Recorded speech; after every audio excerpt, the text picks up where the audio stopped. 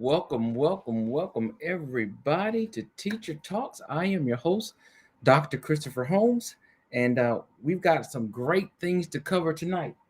So I am looking for my trusty mug tonight. Actually, this is a mug my wife bought me that I drink out of. So I'm a teacher, or used to be. Well, I'm always a teacher. Let me just say that. So she bought me a teacher mug, and then she also has a coffee mug that says nurse because my wife is a nurse. So thank you guys for joining me.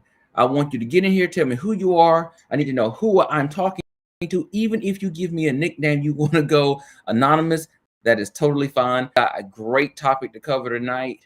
If you have looked on my Facebook, on my Instagram, or my Twitter, you see the topic for tonight.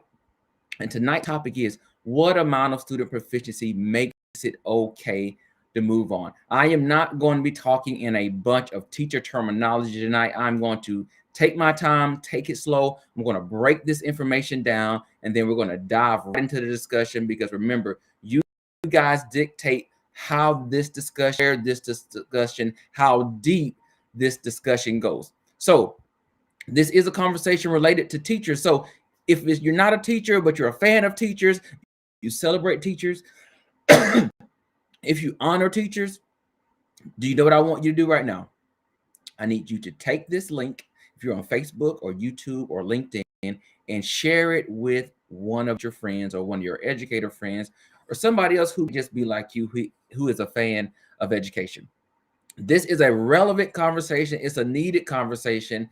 It is going to be a good time. I'm not going to be here a long time, but I will be here for a good time. So in the meantime, go ahead, grab your cup, grab your mug, grab your solo cup.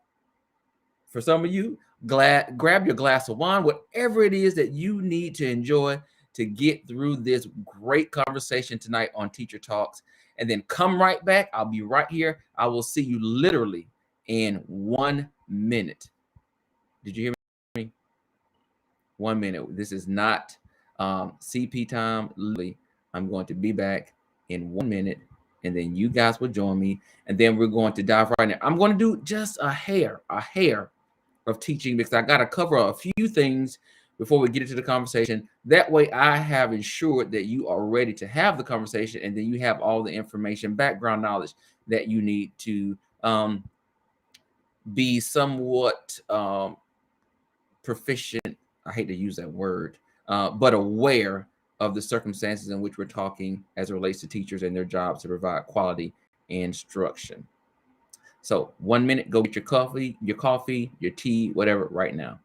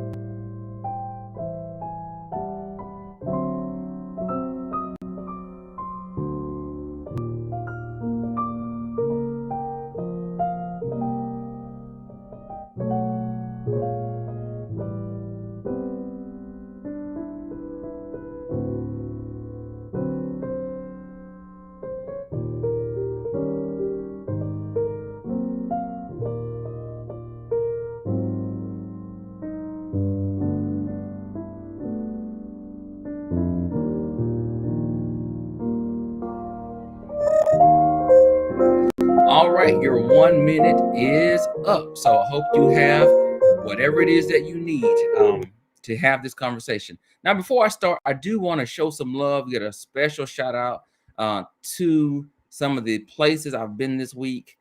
Listen, your boy has been traveling this week, but I have had some great times working with some leaders and with some teachers. So first of all, let me show some love in my Steve Harvey voice from Apollo. I'm going to show some love to the one and only Dr. Penniman Nash at Ballard Hudson Middle School. Wow, what a time I had this week working with her teachers. Great staff, great leadership, great teachers, great students. I'm expecting great things from this little train that could, because they have all the right pieces in place to really move the needle for school improvement, to meet their academic and achievement goals, and to win some awards and just make something happen in a place that some may believe is impossible to happen. So first of all, shout out to Dr. Penniman Nash. I'm going to call her Dr. P. I call it P Nash. I was going to say something else, but I'm not going to say that. But Dr. P Nash, thank you. Down in Macon, Georgia. Had a great time. I'm going to put this right in the chat because I want people to see this. Also, I want to give a special shout out to Dr. Dupree at Central High School. Wow, what a great staff she has down there. Really enjoyed my time working with teachers. Thank you guys for having me in your classrooms. Actually, today I've been in classrooms all day today, doing observations, giving feedback, talking to students, and so a great time working with this school as well. Some very passionate teachers, and they're really just moving the needle forward at this particular school. And so thank you guys for having. I am always very grateful for when people have me come in and work with teachers, whether it be a 1-day session, a 2-day session, a whole week, or a whole year. It is a privilege. It is an honor, and I do not take it for granted that you have invited me in to work with your teachers, your students, as well as your staff. Thank you, leaderships. Hat off to you. Remember, leaders, leaders, leaders. It's always about leaders, and it's always about leadership. That's how we get this work done. Without leaders and without teachers. Now, if you look in the description, if you ever want to reach out to me in the description, if you're on Facebook and YouTube, you can always find all of my contact information. It's down there. Go to the webpage, check it out. You see what I do. Hopefully you like it. Hopefully, if you don't tell me. I don't want to hear it. Okay. It's enough hateration out there. Listen, if you don't like it, just keep your mouth closed. My mom used to tell me, if you don't have anything good to say, you probably shouldn't say anything at all. Also, if you're on YouTube, stop right now. You need to go ahead, like, and subscribe to the channel. I am on the road to 1,000 on YouTube. I know I'm not a hot commodity, okay? I'm not a hot topic. I'm not a YouTube celebrity. So you may say, only 1,000? Listen, if I get to 1,000 followers talking about education, listen, I'm it. I'm the sexy man in education if I get 1,000 followers. So help a boy out. Help your brother. Share this. Subscribe to the YouTube channel. If you're on LinkedIn or Facebook, that's wonderful. But what I need you to do is get on over there to YouTube, Fully Engaged Education, and just click that little subscribe button for me, if you don't mind so kindly. Also, if you are on the website, fullyengage.wix.com/website. If you click on the shop, you can go and get some of your teacher merch. I am rocking some Fully Engaged merch right here. What does this say, people? Intelligence is underrated. And that is simply the truth. Being smart is cool. So go ahead and pick this up. Look at this. Smart. I got it in a hunter green, like an army green. Really cool color. Very comfortable. It's great for the wintertime. If you're here in the south or the north, the southeast, it's getting cold. Y'all need some hoodies. You need some sweatshirts. You need some long sleeve tees. And so I have all those things ready for you to go pick them up. Remember, it is now my goal for this year, 2022, to provide 10 scholarships to 10 deserving students who need financial support on their road to higher education. So I am just not talking for free. I am here trying to help some people as I help you. So again, thank you guys for watching. Go ahead, like, share, subscribe. I am looking on all the channels to make sure if you have jumped in and provided comments, guess what I'm doing? I got my eye on you. I'm going to make sure if you drop a comment in there, I'm going to make sure you get recognized. I'm going to make sure we discuss your comment or we answer your question. So if you're on YouTube, listen, I'm there. I'm there right now looking on Facebook. So if you drop a comment, hey, do it. I'm watching. Same thing. If you're on YouTube, I'm on YouTube right now, actually right now. So if you drop a comment, either I'm going to push it over or I'm going to be able to copy and paste it to make sure that everybody sees it on the actual live. So do so now. I've given you guys a lot of instructions, right? So are you ready to have the conversation? Remember, 30, 45 minutes max. We guys are in and we're out of here. If you don't have time to watch it now, you can always go back and watch Teacher Talk at any other time. So I'm looking, I see people on here. I didn't see anybody shout themselves out. You didn't tell me who you are. You didn't tell me where you're from. That's fine, but just make sure that you get in the chat, like I said. So I said in the beginning, I'm going to do a little bit of teaching, and I am, because I have to in order to make sure you are familiar, you understand kind of where I'm going tonight. So there's a little bit of background knowledge that you have to have. Not that you need to be an expert. I'm not expecting a room full of educators to be here, but I kind of want to guide the conversation. That's that's some teacher talk, right? I'm going to guide the conversation. Oh, if you do PO for your job or any type of things like that, that's kind of what you say. So I do see a comment here. Let's see who this is. This better be a shout out that I'm seeing in this comment.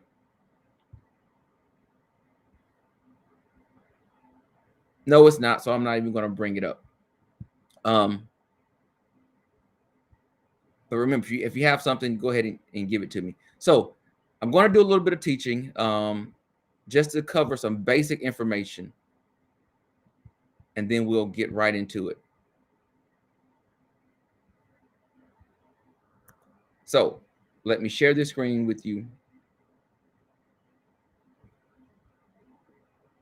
Now, if you have a question as I'm kind of going over this, feel free to drop that question in the chat as well,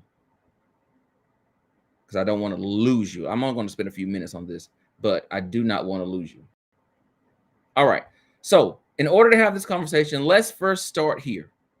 So teachers have the responsibility in a course to teach what we call standards, right? So the standards are the overall, excuse my typo, I just typed this up tonight. So this is the overall general learning expectations, or those big ideas that you're going to find in a course or in a grade level. These are the general instructional expectations for teachers to cover for all of their students. All right, big ideas, standards. Now you have state standards. So here I'm in the state of Georgia. We have state standards. Other states have their own standards, or there are some states that follow the national standards for this whole country. So it's kind of up to the states. They have the right to decide what standards they want to choose, but all states have to follow some sort of standard, either their state or national standard. All right. If you have a question, remember, throw that in the chat and I will answer your question. So in order to help teachers to teach, and for all of my leaders that are on here, this is important for you. If I have district leaders or school leaders or state leaders, this is very important for you. And if you're in here and you're familiar with this, definitely get in the chat and drop a comment. So every course or every grade level should have a curriculum map. And it is a map.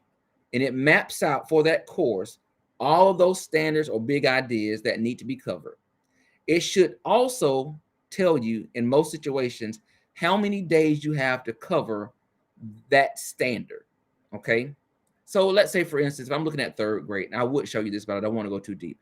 Let's say that third grade has 6 standards for math. Okay. So each standard typically has its own unit. And so in that map, it's going to have each of the units and then the standards that fall under that unit, and then the total amount of time you have to cover each of those units. Now, besides the standard within the unit, you have these topics or core ideas that you also need to cover. And then a good curriculum map will not only give you the standard, it not only will give you the unit, it not only will give you the amount of time that you have, but it should also help you with any misconceptions that students may have about what you're going to cover. It should give some common mistakes. It should also give some look-fors, and it should also talk about prior or prerequisite knowledge that students should have before starting that unit. All right, if I get too much, stop me and let me know. Let me know if it's too much. Now, kind of go back a little bit. All right, is everybody with me? So now, A curriculum map is this map. So we just think this wide view of everything you're going to be covering in a course or in a grade level. Now, a good district or school or state would also have a pacing guide. All right, I hope you're with me. What is a pacing guide? A pacing guide details the pace in which you should cover this information in each unit for each standard. So units, units, units, units. So it's going to break it down. It's going to break it down by what, do you say, Dr. Holmes? I'm so glad you asked me. It is going to break each unit down by all of those topics or core ideas within the unit. So let's say I have a unit. That unit has a standard, but within that standard in that unit, I may cover, let's say, 15 topics or core ideas. That pacing guide is going to pace it out. How many days is going to take with a recommendation to cover each of those topics. Okay. Now, as you can see here, I have said that not only is that pacing guide going to talk about those core ideas, but it's also going to talk to you about the worksheets and the websites, the tests, the quizzes, the labs. All of that is going to be built into those number of days that you have. So just not the instruction, but also what students will do to demonstrate understanding of each of those topics. And that's for every unit. Okay, so if I have 6 units, and let's say every unit has, let's say, 10 ideas, over the course of that grade or that course, that's a total of 60 topics or core ideas that I have to cover throughout the whole year. And that pacing guide is going to tell me how many days I have for each one of those, but it should total the amount of time you see in that curriculum map. Okay, is everybody with me? Is everybody? Hope you're with me. Again, if you have questions, stop me. So teachers should have all that information. This should not be like guessing information. So everybody, again, if you have questions, stop me. So teachers should have all right. That's me on Facebook. So this should not be a guessing game, right? All of your teachers should have this. Now, let's go a little bit further. So one of the things I do when I work with schools and teachers, I like to give them what I call a schematic, because it's going to give them a better visual of what they're doing. So let's talk about teachers and how they drive instruction. So we already talked about the curriculum map, the units, the core ideas, and the topics, and the number of days. So we know that teacher is in this room and she is teaching. That is her ultimate goal. Despite what we think, is not carpool duty. It is not lunchroom duty. It is not bathroom breaks. That is not her priority. The role of a teacher, in spite of all the other things they do in the building, he or she or they, want to be politically correct, they do a lot of stuff. But the main reason why they're there is to teach. Despite what people think. We're not babysitters. And the goal of a teacher teaching is to ensure that students are learning. Now, what I want you to think about is this teaching block represents them teaching each particular unit or teaching each standard. So what is the thought process? I need you to go ahead and share this now. There are some teachers that need this. This is free information. And this is, I charge people for this. This is intellectual property. So go ahead. If you got people out there, you need to go ahead and share this now. Share this now with the teacher, because they need this. They need this now. Okay. So when you're teaching, this is what you need to be thinking about as that topic says there, to drive your instruction.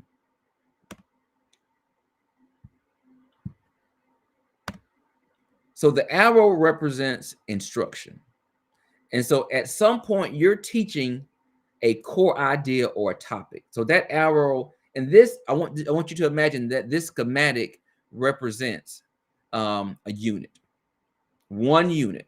Okay, so they began to teach small increments of information, and that's what this arrow represents. This is this small incremental amount of information. Now, what you also have to consider before this teacher starts teaching, to the left of this teaching block, what do you think that is to the left, or what needs to be considered to the left of that block? I want to tell you, to the left of that teaching block is all of that prerequisite or prior knowledge that a student should have before entering that course or entering that grade. Why is that important? Because if it is recommended that I have 30 days to teach this unit, if students don't enter my class or enter my grade with that prerequisite knowledge, am I going to be able to cover all of that information in the recommended amount of time that's on that curriculum map or on the pacing guide? Your answer should be no. Why? Because I'm going to have to use some of those days to teach that prerequisite knowledge. I would say reteach, but it's not reteaching. If they don't have it, this is the inaugural or the initial teaching of that information. They don't have it. So I have to teach it in order to start where the pacing guide and the curriculum map wants me to start with instruction. So I've lost some days. Okay, so let's say it takes me 3 of my 30 days that I have to teach prior knowledge. Then I'm going to start teaching the information that's related directly to the standard within at that unit and those topics, okay? So I started teaching. And so as I teach a little bit, then I have to have a checkpoint. I need to know, how are my students doing? Are they understanding this information? This could be a worksheet. It could be a quick poll. It could be something virtual using a website. It could be a paper quiz, but it's some type of checkpoint. We call these assessments. I need to assess where my students are and how much information they have retained or can perform or can demonstrate based on my teaching. Keyword, there was some teaching going on. And then students are learning. And then I'm going to check where they are. And then wherever I have assessed that information, that is going to, as the keyword here, inform my practice. It is going to inform my next steps. If I move forward, how I move forward, if I go back and reteach that information in a new way. Now, here's the question. If you have to go back and reteach information, does that cut into the time that you have to teach that unit or that course or that grade? The answer is, you should say, shake your head and say, yes, Dr. Holmes, it does. It's going to cut into my days. But once I go back, I reteach, I check again. If they do well, that informs my instruction, and then it tells me I can move forward. So what do I do then? I teach a little more. As you can see, this arrow is bigger. Why is the arrow bigger? Because I am building on the information that I just previously taught. So now they have retained or should be retaining more, which signifies the arrow because it's bigger information. Once I teach that information in a different way, I show it to them, I model it for them, I give them examples, they practice a little bit, then I give them the opportunity to demonstrate their understanding. When they demonstrate their understanding, what do? That is a checkpoint. Again, a quiz, another activity that they do independently. It could be a lab, but there's no help. I'm going to look at that checkpoint, and then whatever that data says is going to inform me on, again, where do I go? Do I go forward? Do I go back? Am I teaching new information or am I reteaching old information? Let's say I'm ready to move forward. I'm still cutting into my days. I have 30 days total. Let's say now I'm at day number 9. Okay. Why?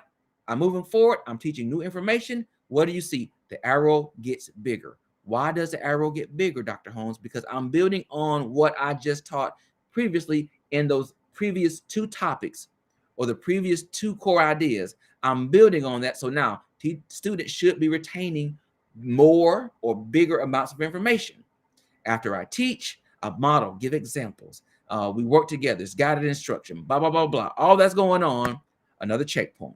The checkpoint does what? Gives me data that informs my practice, either to move forward or to go back. But the good thing at this point, I know specifically based on what they do at the checkpoint, where I need to go back to. This is why your assessments or your checkpoint items are critically important, because if you don't assess the right thing, you may be lost on knowing where to go back to reteach or review information. So make sure those questions are specific and they align to the language of the standard. You want to make sure students are performing at the expectation that has been set by that standard, okay? If you don't, what do we call that? That's called low ball, or that's going to ensure that students can't reach mastery or be proficient in the standard, okay? So I have a checkpoint. It says, okay, they're ready. I'm going to teach some more. Give a checkpoint. Data informs my practice. Teach some more. Checkpoint. Data informs my practice. By this point, I've covered all the core ideas in that unit. This block that says learning here, this block represents the learning at the standard level. Okay, now listen to my language. I'm saying that that red block represents the learning at the standard level, the entire standard. Up until that point, I was moving toward the standard. But by the time I get to the red block, students can perform at the level of the standard. They know, they can understand the standard at its specific level. That's critically important. So this is the role of the teacher. They've got to do all of this. Teach, provide practice, check, pull the data, analyze it, make a decision in terms of where they go with their practice. I'm building up student understanding over a period of time based on the curriculum map and the pacing guide, if you have one. If you don't have one, I encourage you right now, start creating a curriculum map and a pacing guide that supports the teachers in your district. Okay? And let me just throw this out there too. When you create your own pacing guide, make sure that the resources and the guides that you use relate to the students that are in your district. You know, don't use examples if you're living in Southwest Georgia in a rural town. And don't use examples that share or discuss things from somewhere in Minnesota or Oregon. Your students have no clue about the experiences of people that live in those areas. Start pulling for examples or using examples or creating examples and resources that relate directly to them. They'll be able to make better connections to the standards, right? Common sense. So just think critically, be creative. If you don't have anything, I know sometimes you rush, you're going to start pulling whatever's out there, right? That's fine. But at some point, use and create something that aligns specifically to the needs of your students and your teachers. Now, any questions about this schematic? So we're talking about driving, teaching, and learning. So let's say at the end of the 30 days, you're a teacher or you don't get to the learning that is expected by the standard. Okay, let's say you get to that fourth arrow. So you've covered some of the information. They've demonstrated understanding. You have enough data to say up until that point, my kids have it. They know it. They can do it. They can explain it. They have it. I have the data to support it. But by the end of that fourth arrow at that checkpoint, guess what? My time is up. My 30 days of instruction is up. Based on those days, I don't have time to get to that last checkpoint. I'm out of days. So you have a question. I can just keep going and I can finish that unit and go over into my next unit, or I can stop where I am and decide that I'm going to stop here and then just move on to the next unit. This is not a fictional reality for many teachers. This happens all the time. And I'm talking about this today because this is some of the conversation I had over the week working with teachers and leaders. At what point, based on the days that I have, based on the students that I have, based on their prior knowledge or the prerequisite knowledge, and based on my ability to provide them with quality instruction, give them opportunities to demonstrate that, and then use data to drive my teaching, at what point is it okay to just simply move forward? Is it okay to move forward after the first checkpoint? And that's 15%. If I spend 30 days on 15%, and I have the data to support, I couldn't move on because they didn't get it. Is it okay to move on after the second checkpoint? Let's say we're at 25%. So is it okay to move on after the third checkpoint? Let's say we're at 55, 58%. Let's say at the fourth checkpoint, we're at about 75% of that standard. So at the fourth checkpoint, my students have demonstrated mastery or proficiency of 75% of that standard within that unit. And my time is up. Is it okay to move on then?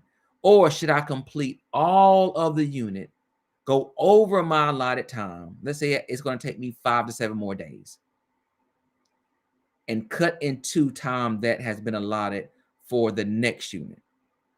When is it okay to stop? When is it okay to move on? That is the question. And again, this is not something that is fictional. This is something that teachers deal with a lot. So what I want you to do is jump in that chat, and we're going to have the discussion. If you are a teacher or if you are an administrator, what recommendations are you giving to your teachers? If you are a district leader, what recommendations are you giving to your teachers about when to move on? How much knowledge is enough for a teacher to move on? That's the question. I have my own thoughts about it. And I will say my answer may be different based on the situation. Sometimes you can teach a unit, and based on the time you have, it may take you 3 to 5 more days.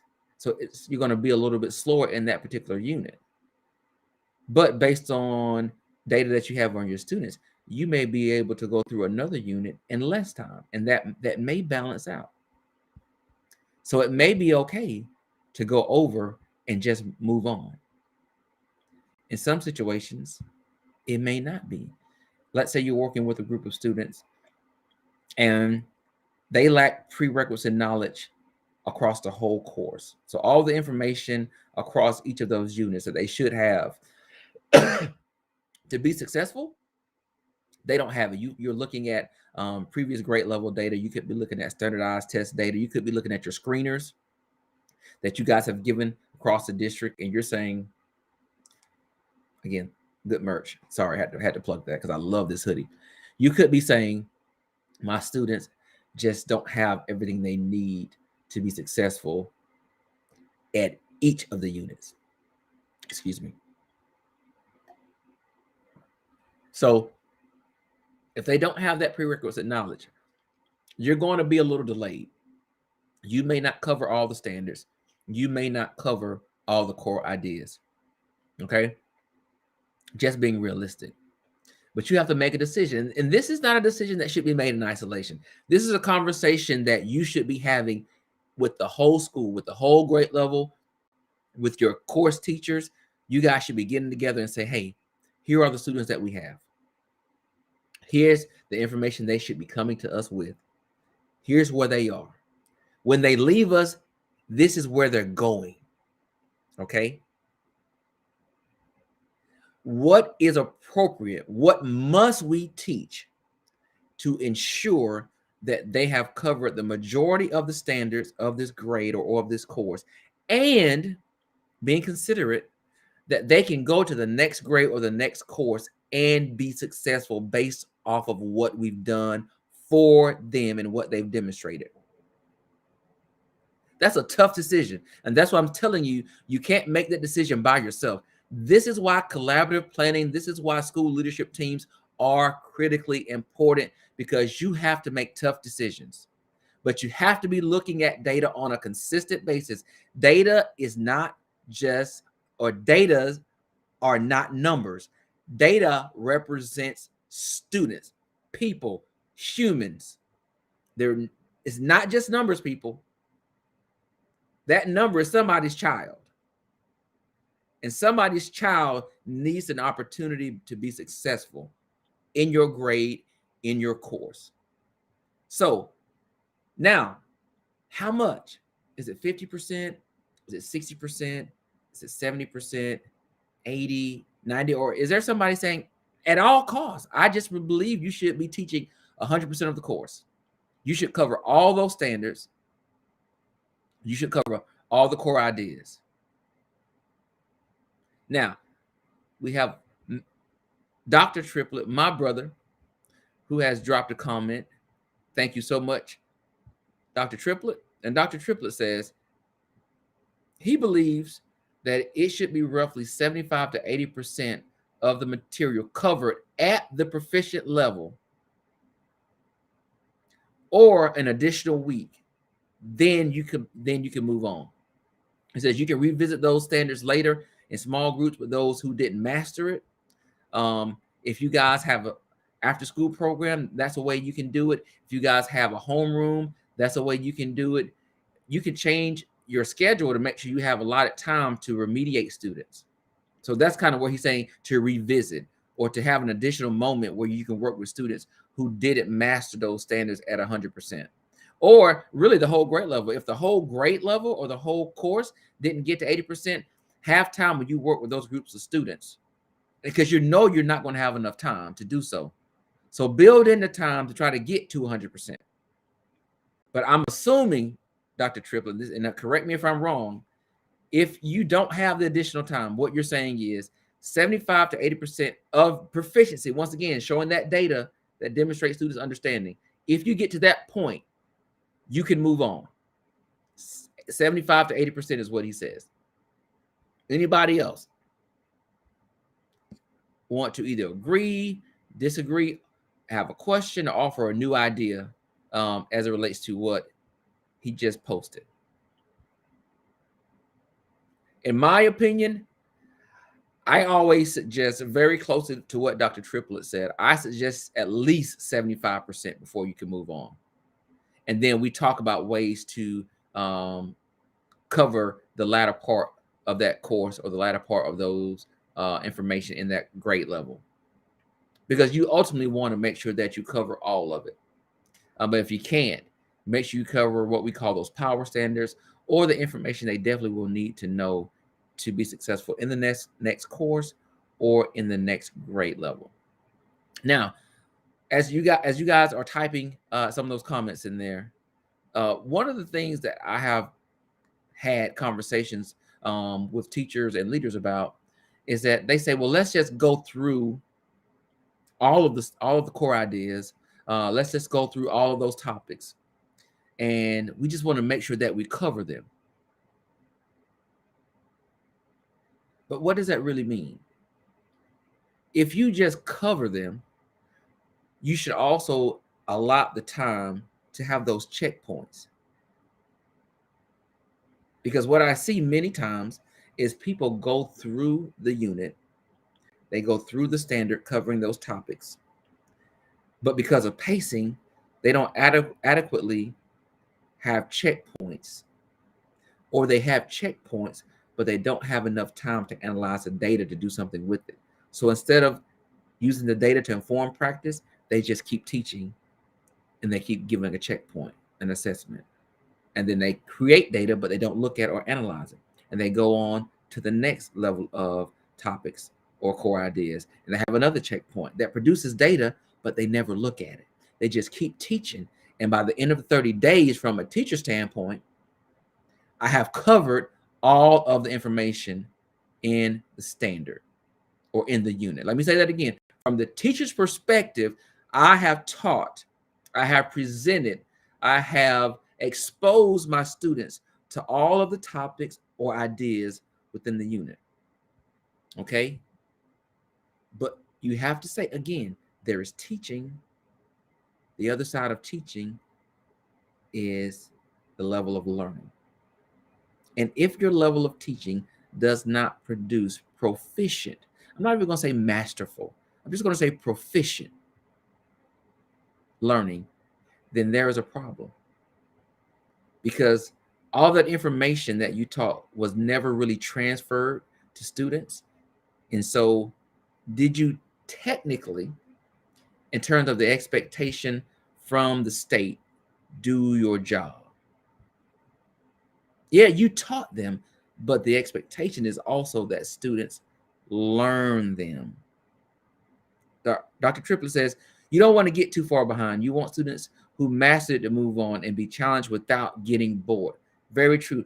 While still supporting and pushing students who did it. Because let me say this, when you start spending time teaching the same thing over and over and over and over and over again, like let's say you give 10 worksheets, those 10 worksheets cover the same ideas.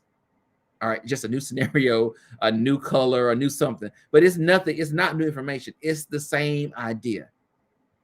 10 worksheets, 10 days. Those kids are like, okay, I've done this already. Like, I am super bored. Like, haven't I demonstrated to you I can do this? Why am I still doing the same worksheet? And you're spinning your wheels trying to get the other kids caught up. So move forward, go back and teach those kids that didn't get it in small groups, but let the other kids keep pushing because they're getting bored. But why is that important? That instruction and those checkpoints are so important. Because when you start creating small groups, you know exactly who's not ready to move on, and you also know who is ready to move on. Okay, so the checkpoints are critical. I'm going to put this back up there. One, because I think I just love my own schematic. But two, I think it does paint a great picture for teachers or leaders. So if we don't have the checkpoints, we are teaching blindly.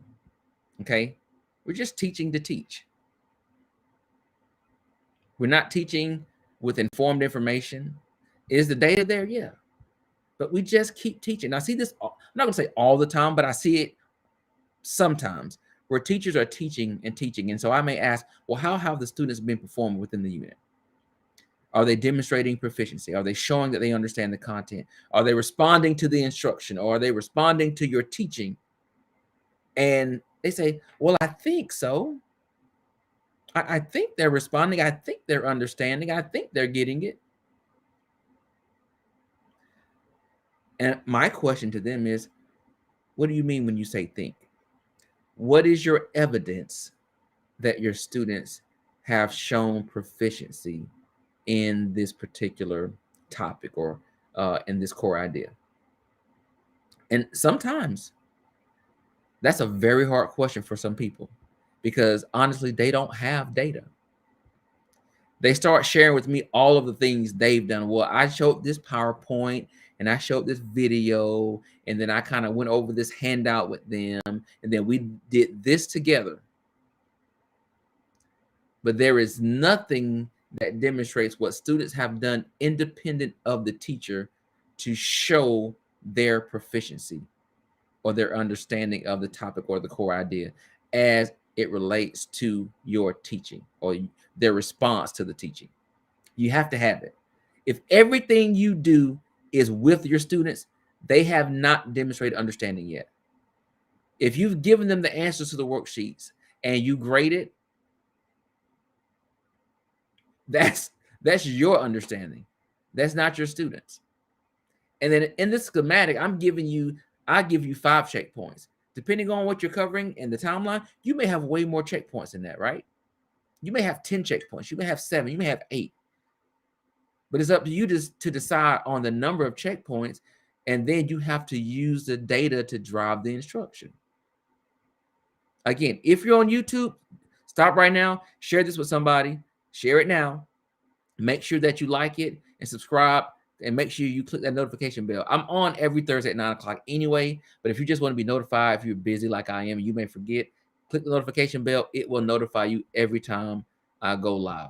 Same thing, if you're on LinkedIn, feel free. Go to YouTube, Fully Engage Education, and click subscribe, like it. Go back and look at some old videos. There's a lot of great information there that I cover related to education. Remember, I'm here to make education sexy. I would say sexy again, but I don't know if it's ever been sexy. But I think education is a part of pop culture. We talk about it every day. Think about what you watch on the news. There's something on the news about education every day. Whether it's student fighting. God, I saw a story today. A teacher here in Georgia went to jail. Why? Sharing inappropriate, lewd, nude pictures with a minor. That's pop culture, people. I don't care what you think. You may want to deny it. You may want to, whatever, reject the idea. But education is sexy. It is part of pop culture. It just is. We talk about it every day, especially during the pandemic. So this topic is very relevant. Wow, we have students that are still at home. They're learning from home, virtual learners, blended learning. And so parents, you should be familiar with this. There should be moments when you see that your students are having checkpoints or assessments or quizzes or some type of assignment that they're doing on their own, turning in. It should be graded, and then they should be aware of how they did on that particular assessment. And the teacher should be discussing about what they're going to do next and why based on that data. They're not talking about data, then their instruction is not data driven. And I'm not like knocking teachers. I'm encouraging them to use the data. I'm encouraging parents to ask about the data. When you look at your students' grades and it's like failing, let's say 40, 20, 25, 30, 65, 75, 72, 65. All right. And then they take a quiz and they say they make a 53. One, you shouldn't be surprised they made a 53. Why? Because if you look at their grades, they have not done well up until that point, right? They failed most of the assignments up until the quiz. So it could be predicted that they're going to fail the quiz. But the teacher she's done all this work, right? She has all these grades. The question is, what has she done to support the student on all that information they never mastered or were proficient in before they took the quiz or before they did the activity that she graded? There's plenty of information out there that says they're not ready. They're not ready. And when they still give the quiz, what that is, that's a teacher that's just going along, trying to cover the information based on the time that she has or the time that he has, but he's not taking into consideration the data that's produced from the checkpoint. And what I'm saying is, look at the data. Let that drive what you do. And like Dr. Triplett said, I'm going to put his comment back up here. When your students demonstrate about 75% of proficiency in a unit and your time is up, I recommend, I suggest that it is okay if at that point you move on to the next unit. If you have time allotted and you teach that unit a little bit faster, you can go back and then you can integrate both of those units together and cover that information that you did not cover before. All right. We call that circling back. You can circle back and pick up that information that you didn't cover if you have additional time in that next unit. Or if you have additional time towards the end of the course. Your goal is to try to cover everything, but use the data. If you're not using it, start using it. If you don't have any, start producing it. And then communicate that data with your students to help them understand what you're doing, why you're doing it, and how you're going to go about doing it to help them be proficient and be successful in the grade, in that course, in every standard, and in each of your units. That is what I'm saying. So my recommendation, 75% as well, just like Dr. Triplett said. If you can get to 75% within each unit, I feel like you've done a good enough job that you can move on to the next unit. And by the end of the course or that grade, you have more than likely covered 80%, 75% of the entire course. Okay? That's a good amount of information, especially if you have students that have learning gaps when they get to you. Okay? So if you're out there pushing a pacing guide and you're forcing your teachers to stay on the pacing guide, let's say the pacing guide, you're the 10th day into the unit and you're expecting them to be on day 10 and they're not, don't beat them over the head and bash them. Ask them, what's going on? You know, we recommend you being on day 10, but I see that you're on day 7. Kind of talk me through, what's been going on.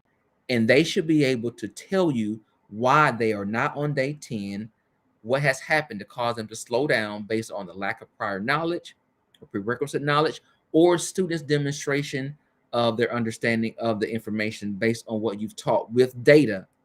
That data will support your efforts and what you're doing in the best interest of your students. It's all about the students. Here's the thing, the curriculum map is a map, and the pacing guide is a guide. It's not a concrete resource that you should be on the day that is on that pacing guide. If it says day 10 and you're on day 7, keep teaching, baby. You're trying to get to day 10. You're just not there yet because you had to take your students into consideration because they've already showed you through their performance they're not ready. If it's day 20 and you're on day 17, if you're on day 15, if you have the data to support what you're doing for your students, don't beat yourself up. You can't drag kids across the finish line. They have to walk on their own recognizance, with their own, on their own effort, with their own knowledge. If you drag them, they'll never finish another race. Let them finish their own race. It's your job to get them across the finish line. If they get there at full speed, 100%, great.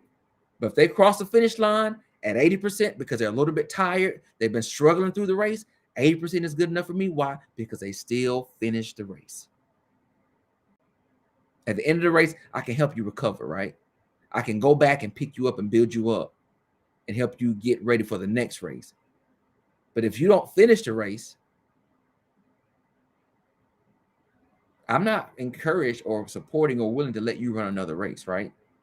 So we have to help them get across the finish line with about 75% capacity, 80% capacity, hopefully 100%. But if not, they finish the race at 75%. I'm saying it's okay. Don't beat yourself up. You're human and you're doing what's best for your students, and you have the data to support that.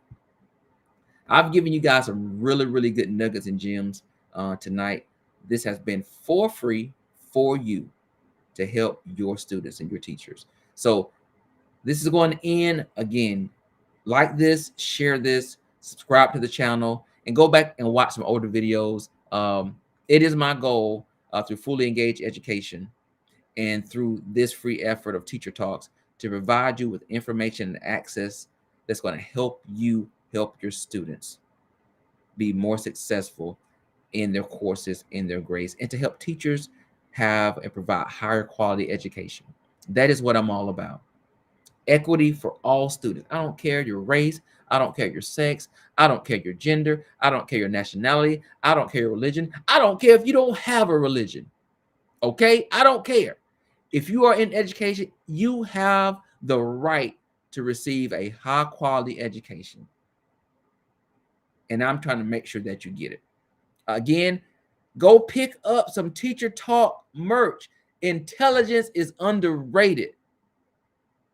Why? Because it's sexy. Being smart is sexy. So go pick up some of this merch. The merch link is down in the description. Go pick up some stuff at the shop and go find some hoodies, some sweatshirts, some t-shirts, some long sleeve t-shirts. Go get all that stuff. Come look your best and some Fully Engaged stuff. I love for you to pick it up. Again, proceeds will go towards providing scholarships to 10 deserving students that need financial support to go to college this year. That's what I'm trying to do. Guys, thank you so much for watching. You guys have been so supportive. When I took my small break, you guys were emailing me and sending me messages saying, hey, when are you coming back? We miss you. We've enjoyed it. We go back and watch the old shows, even if we can't stream in live. So thank you, thank you, thank you. I appreciate you guys for watching. It means so much to me that you tune in and that you share this and that you subscribe to the channel. Until then, I'll see you guys next Thursday, 9 p.m. Eastern Standard Time. Until then, thank you so much. Be blessed. Stay safe.